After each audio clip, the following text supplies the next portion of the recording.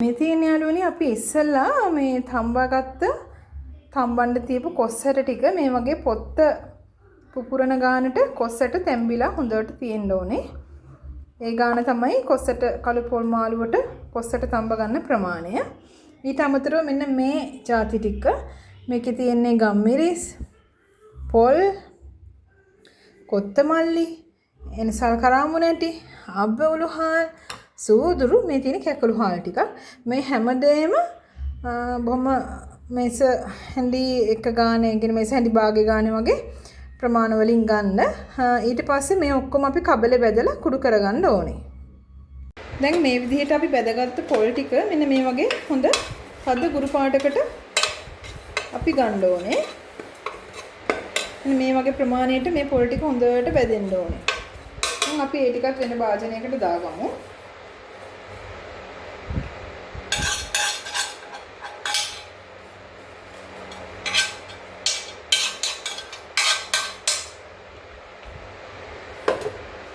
ඊට පස්සේ අපි මේකටම එකතු කරගන්නවා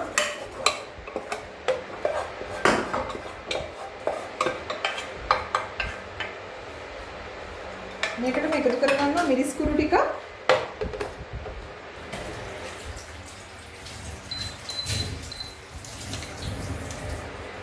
මෙන්න මේ වගේ ප්‍රමාණයක මිරිස් කුඩු ටිකක් මෙතන තියෙනවා සාමාන්‍යයෙන් තේ හැඳි දෙකක් වගේ. ඊළඟට මේකට අපි එකතු කරගන්නවා මස්කාරි පවුඩර් තේ හැඳි එකක් වගේ.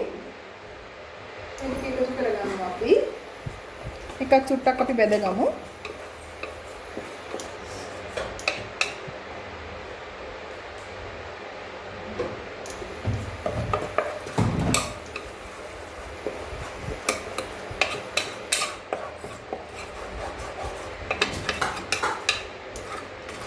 මේකත් මොකද අපි දැන් කළු පොල් මාළුව නමත් කළුනේ. ඉතින් මේ ටික පොඩ්ඩක් අපි කළුවට පර වෙන්න නොදී පොඩ්ඩක් කළු කරගන්න ඕනේ. මේක හරි රසයි. රසට හදා ගන්න ඕනේ. හරිම රසයි මේක. පොඩ්ඩක් මේ වෙලාවේ අර මිරිස් බදිනකොට එන සැර ගතිය එනවා. ඉතින් අපි මේකට ලුණු ටිකක් එකතු කරගමු. එතකොට ඒ ගතිය නැති වෙලා යනවා.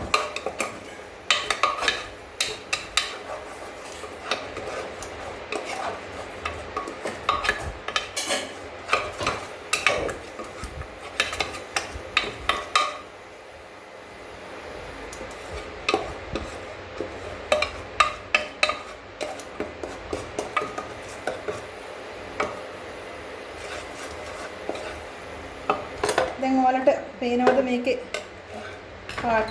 දැන් අපි මේක බා ගන්නවා. ලිපෙන් අයින් කර ගන්නවා.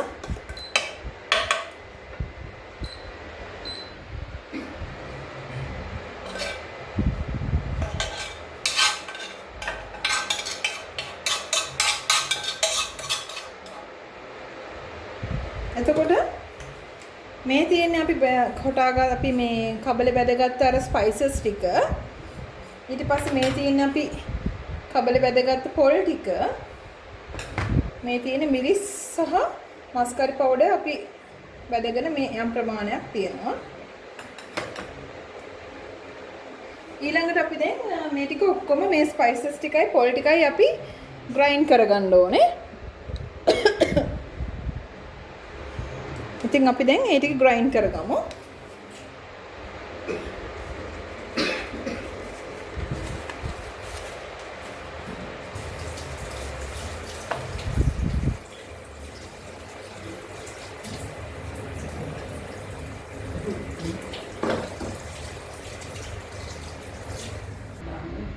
ඊට කලින් මට හිතුණා අපි කොස්සට ටික දැන් අපි තඹගත්ත කොස්සට ටික ලිපට තියලා දී කිරි වලින් අපි තැම්බෙන්න තියලා යමු කියලා. එතකොට අපිට ඒ අතරතුරේ අරක කරගන්න පුළුවන් නේ. ඒ නිසා මේ තියෙන අපි පොත්ත පුපුරනකන් තඹගත්ත කොස්සර ටික.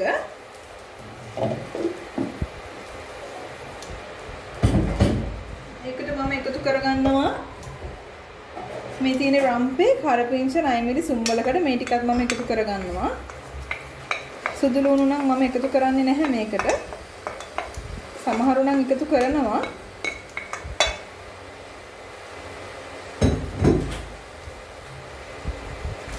ඊට පස්සේ මේකට ලුණු ටිකක් එකතු කරනවා. සාමාන්‍යයෙන් මේ වගේ ප්‍රමාණයක් ලුණු එකතු කරගන්න මදි වුණොත් දාගන්න පුළුවන් අපිට.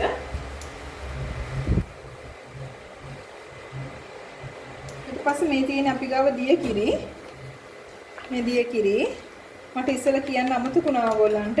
මෙටි කිරි වලට අමතරව දිය කිරි ටිකකුත් අපිට ඕන. දිය කිරි වලින් තමයි අපි මේක තඹ ගන්නෙ. ඊට පස්සේ අපි අර බැදගත්ත මිරිස් කුඩු ටික මස්කරි පවුඩර් එකයි මිරිස් කුඩු ටිකයි මේකට දාගන්නවා. ඊට පස්සේ අපි කහ චුට්ටකුත් එකතු කරගන්නවා. මොකද රස වගේම පාටත් බැලන්ස් වෙන්න ඕනේ. කහ චුට්ටක් දාගන්නවා.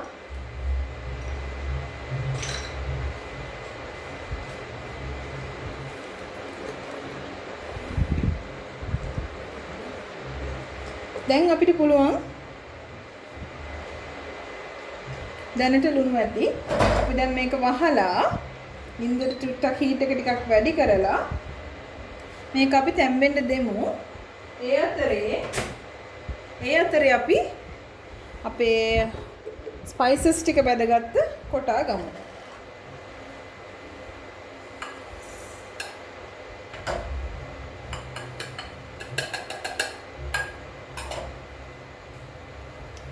මේ තියෙන්නේ බෙදපු පොල් ටිකයි ස්පයිසස් ටිකයි. මම මේක දැන් ග්‍රයින්ඩ් කරගන්න හදනවා.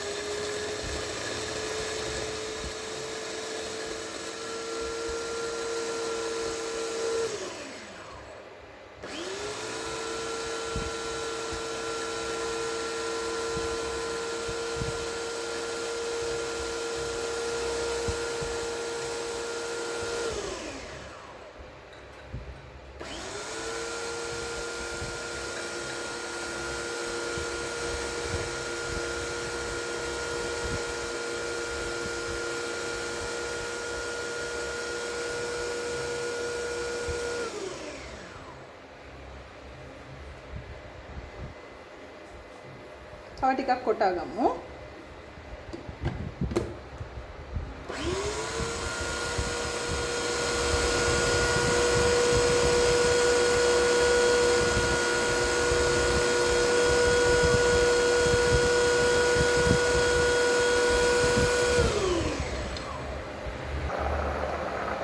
ඔන්න අපි දැන් අර පොල් ටිකයි ස්පයිසස් ටිකයි හොඳට ග්‍රයින්ඩ් කරගත්තා. මම ඒකටම මිටි පොල් කිරි ටිකක් දාලා හොඳට පේස්ට් එකක් විදියට මේක හදාගත්තා. දැන් අපි මේක අර අපේ උකු පොල් කිරියකට මික්ස් කරලා තමයි අපි දැන් මේක ඊළඟට කළු පොල් එකට මේ පොල් මාල් මේ කොස්සට මාළුවට එකතු කරගන්නේ. ඒ කියන්නේ අපි දැන් දිය කිරින් තැම්බෙන්න තියලානේ තියෙන්නේ. මේ තියෙන්නේ මේ පේස්ට් එක හොඳට ග්‍රයින්ඩ් කරලා තියෙන මම පොල් කිරි චුට්ටකුත් දාලා මේ තියෙන ඉස්සෙල්ලා දිය කිරින් තැම්බෙන්න තිබ්බ කොස්සට ටික මේක හොඳට මේ දිය කිරි ටික තව ටිකක් හිඳුනට පස්සේ අපිට පුළුවන් අපේ මිටි පොල් කිරි ටික දාගන්න.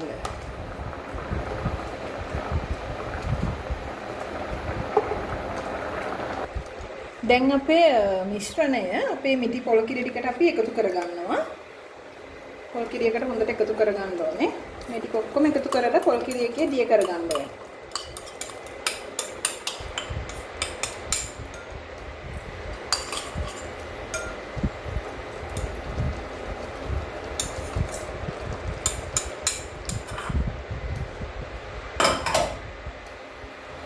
ඊට පස්සේ අපි මේක හොඳට දිය කරගමු මෙහෙම.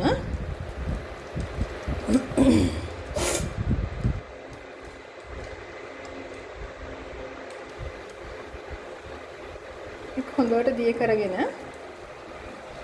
දැන් ඔයාලට පේනවා ඇති අපේ කොස්සට මාළුව දිය කිරි ටික හොඳට හිඳිලා දැන් මේ ගානට එනකොට අපි මේ ටික එකතු කරගමු.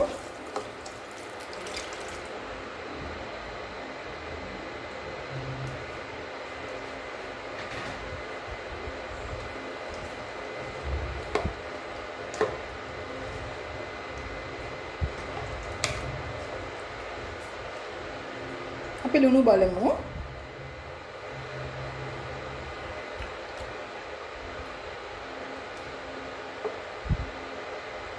ලුණු ඇති. තව පොල් කිරි ටිකක් අපි දාගමු. ඊට පස්සේ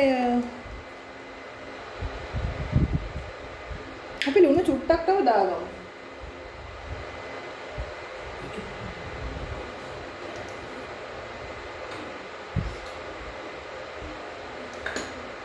ඊපස්සේ ලුණු පොඩ්ඩක් තව දාගමු අපි.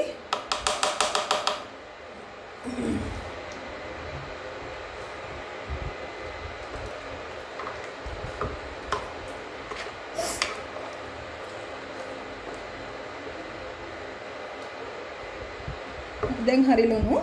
අපි චුට්ටක් හීට් එක වැඩි කරමු.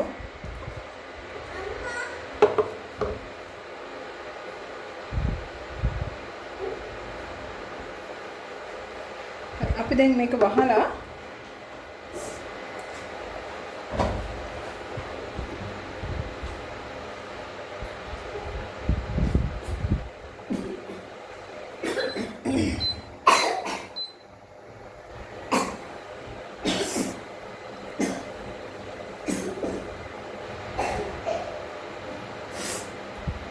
පුංචි ඇගේ පොඩි සද්ද ඔයාලට ඇහෙයි. එයාලා මේ වෙලාවේ ගෙදර. මොකද මම මේක රෙකෝඩ් කරන්නේ හවස් වෙලාවක. ඇත්තටම දැන් වෙලාව හරියටම රෑ 7යි. ඒව චුට්ටක් ඔයාලා ඉග්නෝර් කරන්න.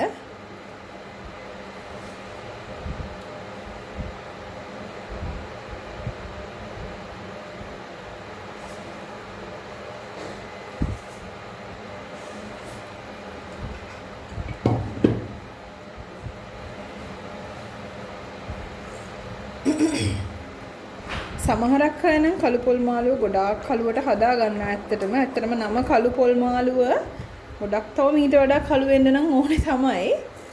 හැබැයි ඇත්තටම මොහොම ගොඩක් කළු වුණාම අපේ ගෙදර අය නම් කන්න කැමති නැහැ. සමහරක් වෙලාවට තිත්තරහක් එන්නත් පුළුවන්. හරියට ගානට බැද ගන්න බැරි වුණොත් අර ටික.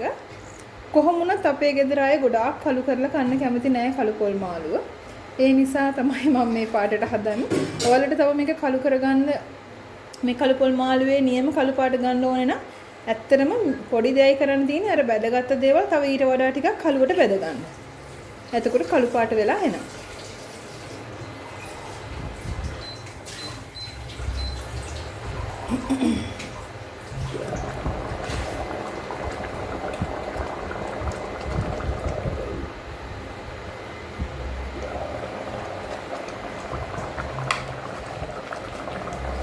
බොහොම thick gravy එකක් මේකේ එන්නේ. ඇත්තටම රස කරි එකක්. හැමදාම හැම වෙලේම හදන්න පුළුවන් කරි එකක් නෙමෙයි. මේකට ඇත්තටම කොස්සර යම් ප්‍රමාණයක් ඕනේ. ඒ කොස්සර ටික හොඳට ලොකුවට තියෙන්න ඕනේ. ඒ කොස්සට හොඳට තැම්බෙන්න ඕනේ. ඉතින් මේ කාලේට පුළුවන් කළු පොල් මාළු ඔයාලටත් හදලා බලලා මේ රස බලන්න. මොකද හැම කාලෙටම හොඳ කොස්සට අපිට හොයාගන්න නැහැ. කොස් කාලෙට තමයි ඉතින් ඒක හදලා බලන්න වෙන්නේ.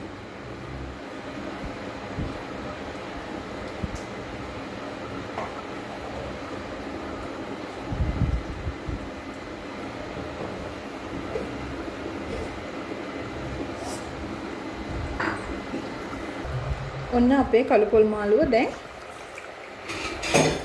හොඳ ගානට ඇවිල්ලා තියෙන්නේ.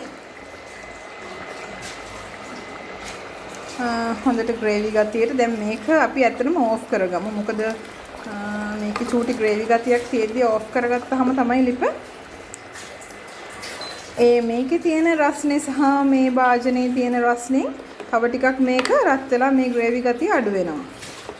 ඉතින් මම හදන අපේ ගෙදර අය කැමති කළු පොල් මාළුව තමයි මේක.